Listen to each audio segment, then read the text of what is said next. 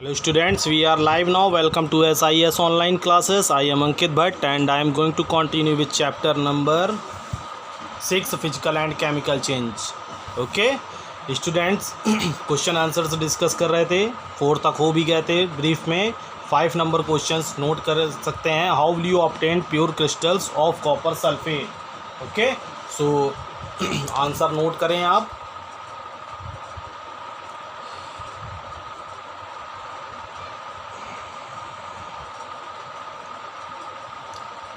Take some water in a beaker and add a little sulfuric acid to it and heat it.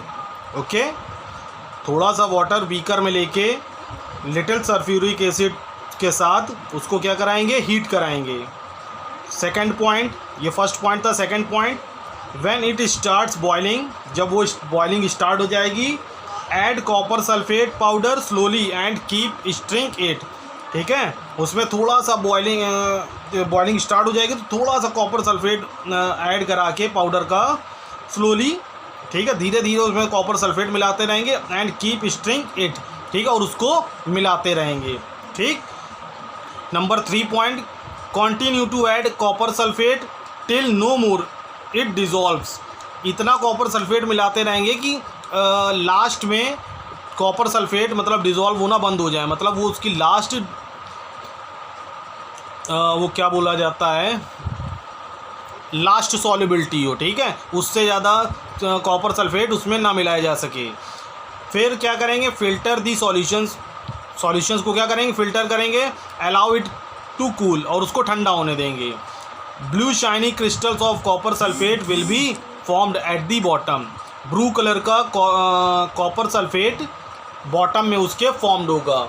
और इसका answer भी शायद हम बता चुके हैं आपको, अगर पेज नंबर याद होगा. ये देखिए, to obtain copper sulphate crystals from a saturated solutions of copper sulphate.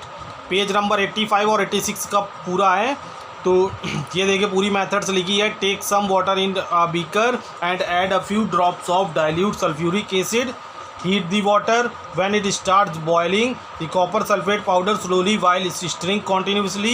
Continue add copper sulfate powder till no more powder can be dissolved. Filter the solutions. Allow it to cool. Do not disturb the solution when it is cooled. ये मत लिखिएगा, ठीक है, और observations last में लिखिएगा बस. You will see भी मत लिखिएगा. The blue shiny crystals of copper sulfate accumulated at the bottom of the beaker. Okay, so page number 85-86 में इसका आंसर है. ओके, क्वेश्चन नंबर 6 डिस्कस करते हैं. Right the different ways in which rusting can be prevented. Okay, तो different आपको क्या करना है, वेज बताने हैं कि रस्टिंग किन किन चीज़ों में प्रिवेंट होती है. ठीक है, सो कैसे कैसे उसको प्रिवेंट कराया जा सकता है. तो प्रिवेंटिंग ऑफ रस्टिंग देखिए किसका ये टॉपिक था. Preventing of rusting, galvanising, painting, enamelling, coating with oil and grease, ठीक है, इलेक्ट्रोप्लेटिंग और एलॉइंग. ठीक, तो ये आप लिख लीजिएगा. बाई पेंटिंग में, अगर पेंटिंग के गैल्वेनाइजेशन में बस पेंटिंग लिखिएगा. Apply a coat of paint regularly on iron articles. ठीक है, रेगुलरली कौन कर पाता है, तो रेगुलरली हटा भी देना. Apply a coat of paint on iron articles. ठीक है, galvanising, deposit a layer of zinc on iron, और जिंक भी का भी कर सकते हैं, और क्रोमियम ऑन आयरन. जिंक और क्रोमियम का लास्ट में नोट होगा कहीं, कहाँ चला गया chromium.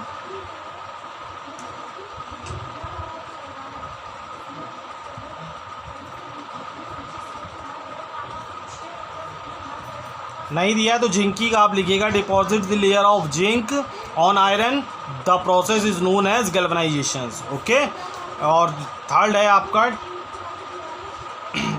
Tinning. Iron is coated with tin as a protective layer. छोटा छोटा मत नोट करिएगा. Iron is coated with tin as a protective layer. ठीक है, यहाँ से लिखेंगे नहीं नहीं, इस पे तो बनाना पड़ेगा, जो मैं अपने ओन वर्ड्स में बता रहा हूँ बस उसी को लिखिएगा, ठीक है। Iron is coated with tin, iron is coated with tin as a protective layer.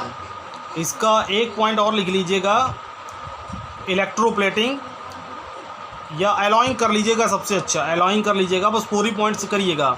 Metals और non metals are mixes with iron, metals और नॉन मेटल्स को किसके साथ मिक्स करा दिया जाता है?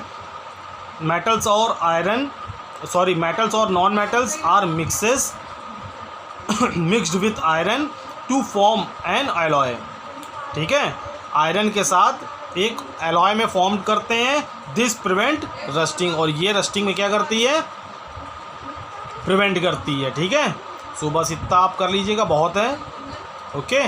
4 पॉइंट्स बहुत हैं, और आपको अगर इलेक्ट्रोप्लेटिंग करना है तो ये भी कर लीजिएगा, कोई दिक्कत नहीं है।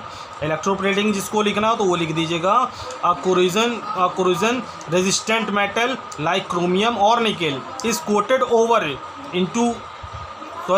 Over iron with the help of electricity to prevent rusting, okay. So ये भी एक आपका आंसर हो जाएगा। और थोड़ा जल्दी डिस्कस करेंगे। Question number 7, what happens when an iron nail is placed in a copper sulphate solution, ठीक है।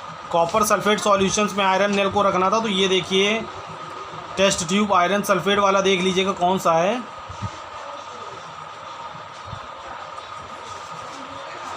एक मिनट, क्वेश्चन भूल गए थोड़ा। Copper sulphate, what happens when iron nail is placed copper sulphate solution, ये देखिए पेज नंबर 81 में है।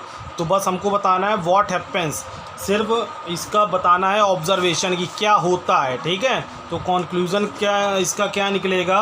The copper sulphate become greenish in colour, ठीक है। Copper sulphate is blue in color, it changes to green due to the formations of a new substance that is iron sulfate, ठीक है। The reddish brown deposit on the iron nail is due to the metallic copper which is displayed from a copper sulfate solutions by iron, ठीक है। बस आपको इतना note करना है, ठीक है।